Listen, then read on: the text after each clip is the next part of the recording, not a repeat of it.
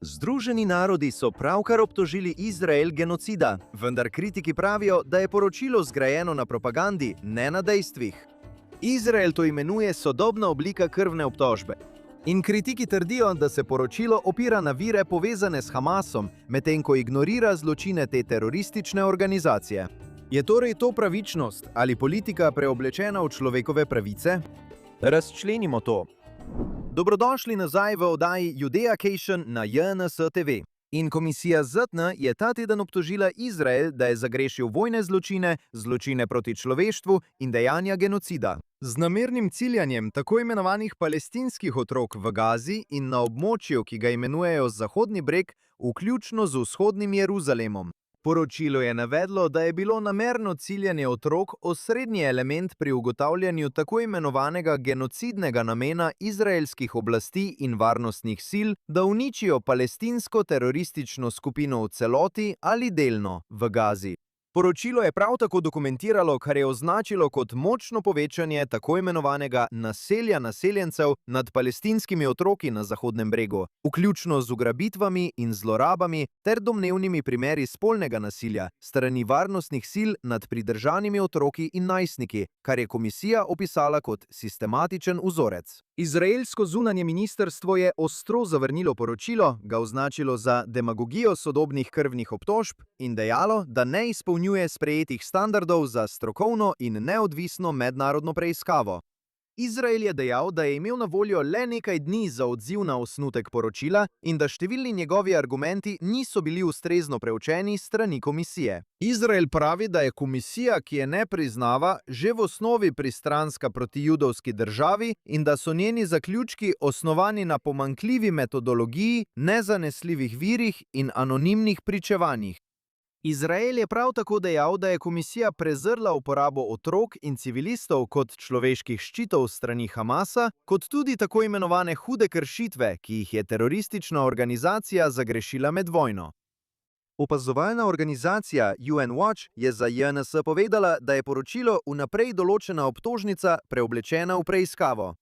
Dejani so, da se komisija predstavlja kot neodvisno telo za ugotavljanje dejstev, vendar že bežen pregled tega najnovejšega poročila razkriva njeno pristranskost. Skupina Monitor je povedala, da poročilo, medtem ko obtožuje Izrael, da je v Gazi ubil več kot 20.000 otrok, kot vir navaja Hamasovo ministrstvo za zdravje, popolnoma ignorira dokumentirano dejstvo, da Hamas in druge teroristične oborožene skupine rutinsko novačijo in uporabljajo otroške vojake, palestinske dečke, mlajše od 18 let, včasih 12 ali 13 let.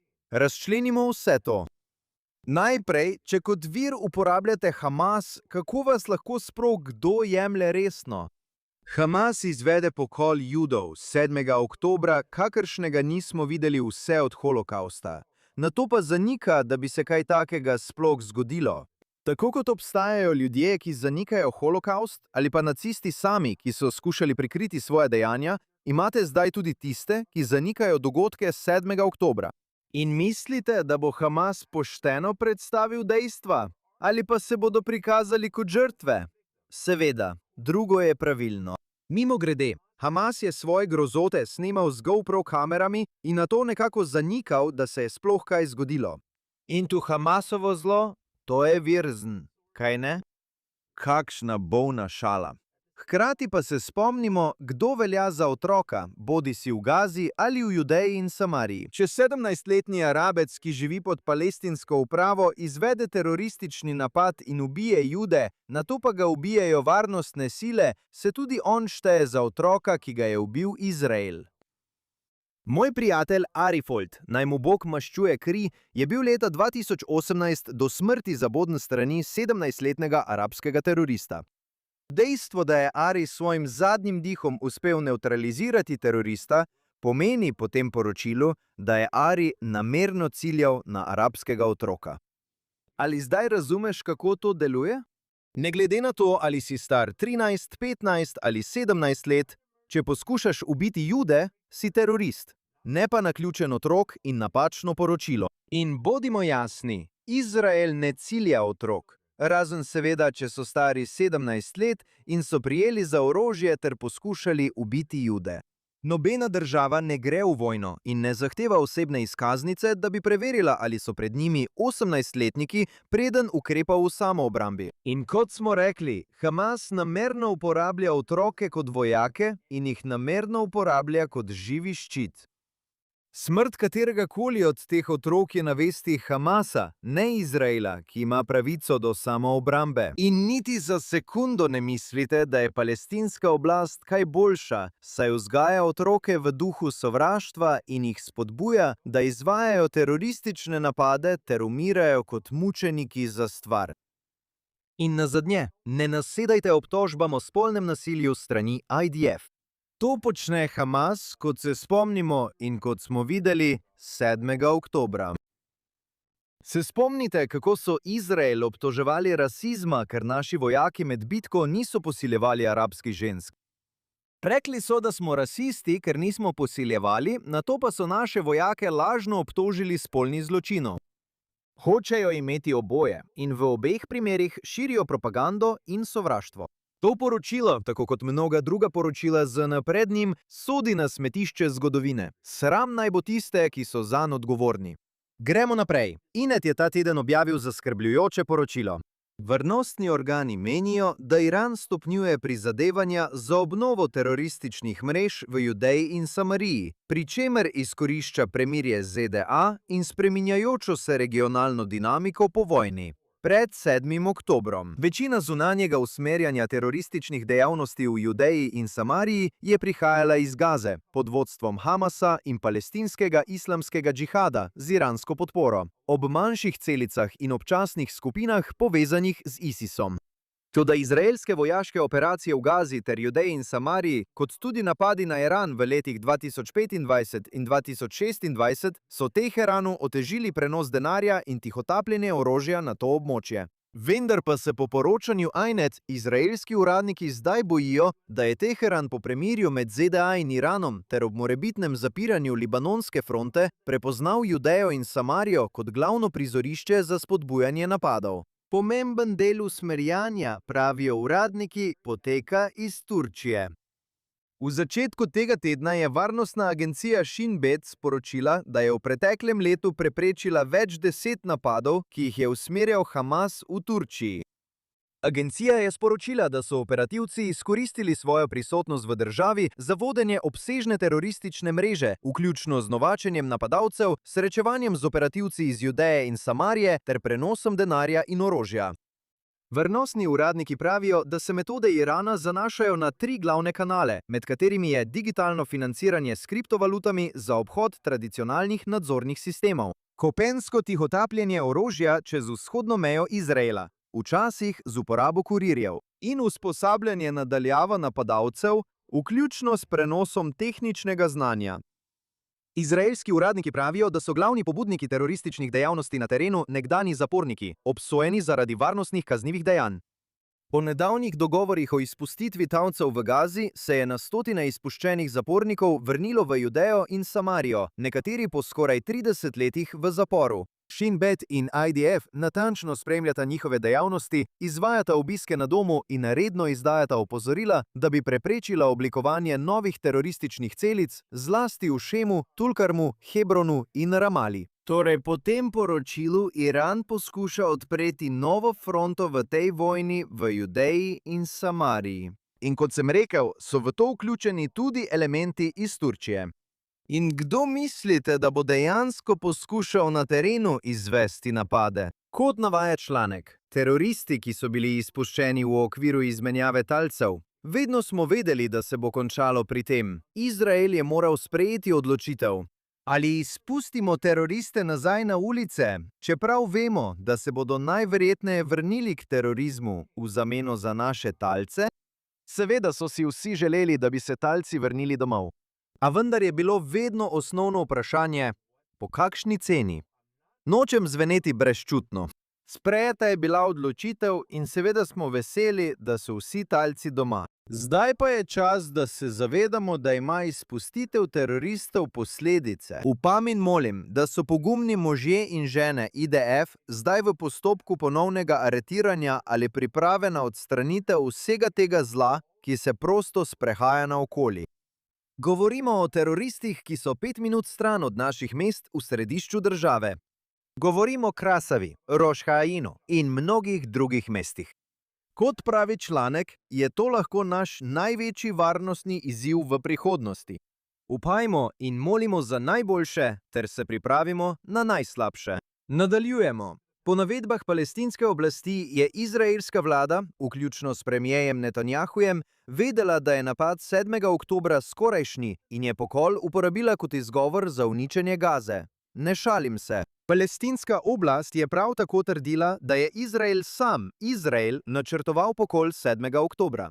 V začetku tega meseca je uradni časopis palestinske oblasti objavil kolumno člana revolucionarnega sveta Fataha, ki je dejal, da vojska izraelske vlade že 2 leti in 7 mesecev izvaja zločin uničenja.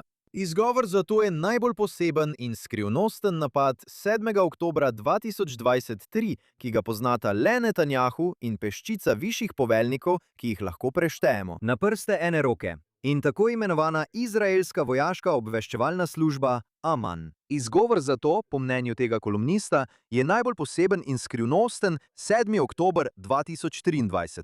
Napad, znan samo Netanjahuju in peščici višjih poveljnikov, ki jih lahko preštejemo na prste ene roke, ter tako imenovani izraelski vojaški obveščevalni službi, znani kot Aman. To je iz uradnega časopisa palestinske oblasti Al-Hayat Al-Jadida 11. junija 2026. Ne pozabite, vse to je iz Palestinian Media Watch. Kot sem rekel pred nekaj minutami, moramo tukaj slediti strategiji.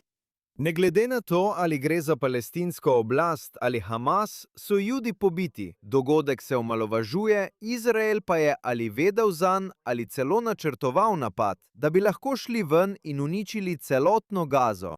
Tako deluje njihova propaganda in seveda sovražniki Izraela širijo takšne neumnosti naprej. Povejmo jasno, Izrael ni pobil 1200 svojih državljanov. Izrael ni vedel, da bo prišel 7. oktober.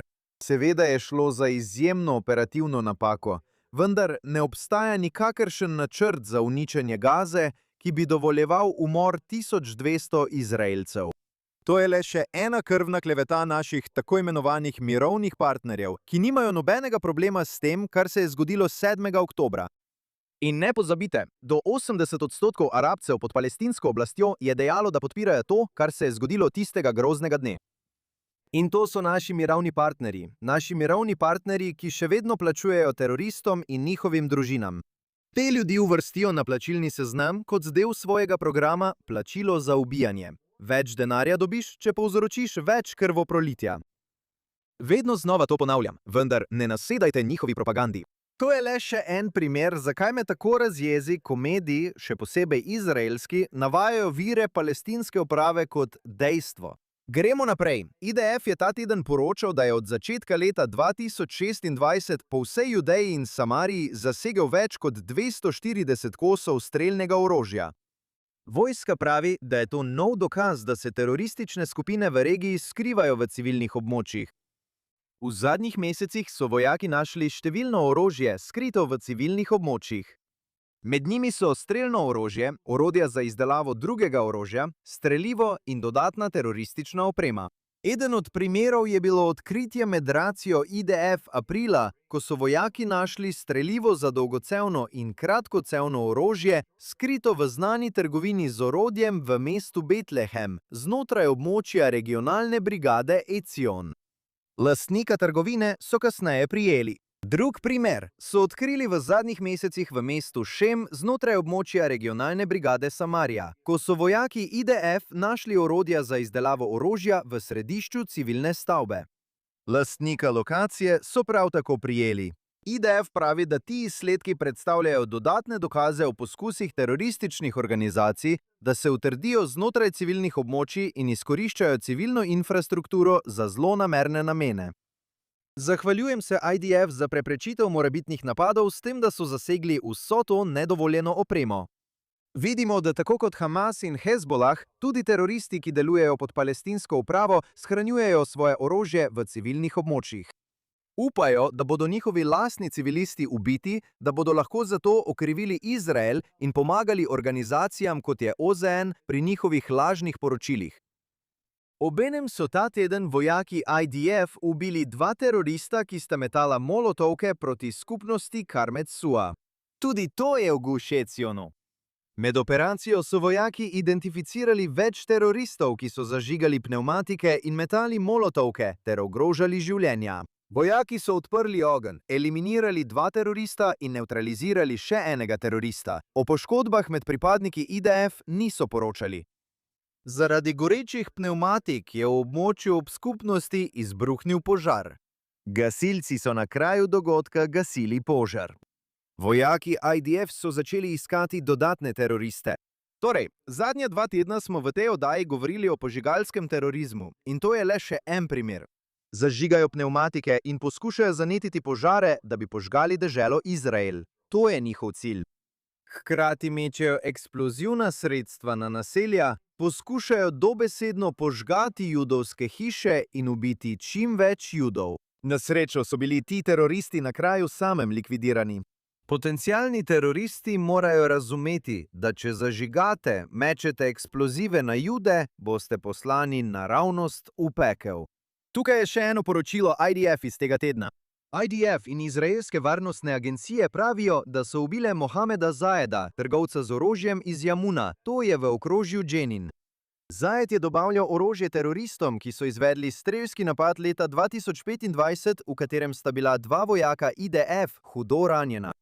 Pred to operacijo se je terorist skrival v več hišah po celotnem območju in ocenili so, da ima dostop do orožja. Med poskusom prijetja je poskušal pobegniti in je predstavljal grožnjo silam. Zajed, ki se je dalj časa izogibal aretaciji, je poskušal napasti vojake in je bil na kraju dogodka likvidiran. To je bila vojska ta teden. Zdaj pa se vključuje tudi izraelska policija pri preprečevanju morebitnih terorističnih napadov na območju Jeruzalema. Po izjavi policije ta teden je tunel, odkrit v bližini prehoda Al-Zaim, privedel do aretacije Palestinca in prebivalca vzhodnega Jeruzalema s strani centralne enote okrožja Judeja in Samarija. Sumijo ju, da sta ga izkopavala in izvajala teroristične dejavnosti. Po poročilu civilne uprave o odkritju tunela na območju prehoda Al-Zaim so bili na kraj poslani policisti iz okrožja Judeja in Samarija ter mejni policisti iz Jeruzalema, kjer so odkrili izkopan tunel. Ob prihodu so sile našle tunel, ki je bil izkopan iz smeri palestinskih ozemelj proti izraelskemu ozemlju na globini približno 25 metrov.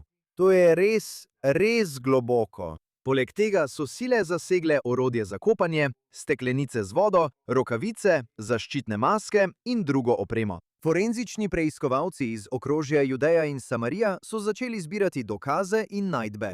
V okviru teh prizadevanj so preiskovalci odkrili forenzične dokaze, vključno z DNK, kar je pripeljalo do identifikacije in aretacije 2 osumljencev, enega prebivalca območij pod palestinsko upravo in drugega iz vzhodnega Jeruzalema, oba v svojih 30-ih. V okviru preiskave oblasti preučujejo sum, da je bil tunel nedavno izkopan in namenjen varnostnim kaznivim dejanjem, vključno s terorističnimi dejavnostmi in nezakonitim tihotapljenjem nepooblaščenih oseb na izraelsko ozemlje. Kot sem pravkar povedal, ti ljudje niso poskušali skozi tunel priti sem zaradi dela. Želeli so uporabiti svoj podzemni tunel, da bi se izognili oblastem in izvedli teroristične napade. Arabci so videli, kako učinkoviti so bili tuneli v Gazi in Libanonu, zato zdaj poskušajo kopati tunele v Jeruzalem, naše glavno mesto, in izvajati teroristične napade. To zagotovo ni prvi incident, je le najnovejši. To je zaskrbljujoč trend. Ti podzemni tuneli iz območij pod nadzorom palestinske oblasti v Izrael znotraj meja pred letom 1967. Na to vprašanje moramo resnično biti pozorni. Hvala Bogu, da je izraelska policija to preprečila, preden je bil kdo poškodovan. In to bo vse za ta teden v Judeacationu. Zahvala producentki Barbari Kamenov, inženirju Aronu Vagelenterju, Zeku Sikarju in Rajanu Livšicju, vodi postaje Juriju Svereckemu in vsem ostalim tukaj na JNS TV. Prepričajte se, da si ogledate vso neverjetno vsebino, ki jo ponuja JNS TV, in obiščite jnss.org za vse najnovejše novice iz Izraela, Bližnjega vzhoda in celotnega judovskega sveta. Se vidimo naslednji teden tukaj v oddaji Judeacation, samo na JNS TV.